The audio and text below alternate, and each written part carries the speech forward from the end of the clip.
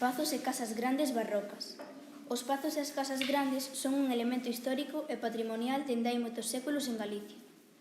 Os propietarios destas vivendas eran fidalgos, membros da baixa nobreza que vivían das rendas e chegaron a acadar gran poder e relevancia. Debido a isto, moitas delas contan con escudos heráldicos.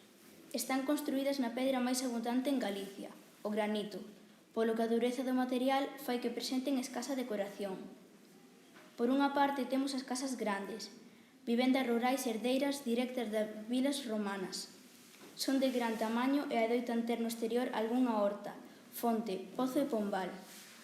Normalmente presentan escudos en riba da porta para recordarnos o pasado glorioso, ás veces real, outras imaxinado. Por outra parte, os pazos son casas señoriais típicas galegas, que teñen a súa orixe nos vellos señoríos e castelos. Presentan unha construcción rodeada por un terreo para a labranza, nun recinto pechado e, con frecuencia, unha torre con ameas.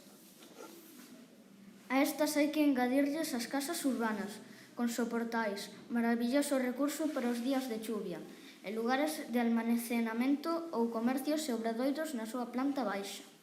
En Caldas de Reis seguen esta tipoloxía a Casa Barba Figueiroa, pertencente a unha das familias con maior antigüidade.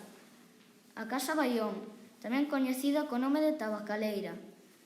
O Pazo Curuxal, cuxo nome está vinculado coa curuxa, ave nocturna relacionada cas crenzas populares co presaxio da morte. E o Pazo Casalnovo, pertencente a unha familia adiñeirada que contaba con numerosos pazos en varios lugares de Lugo e Pontevedra. A Casa de Dona Urraca, na que xa falaremos noutro momento, é un exemplo de casa urbana.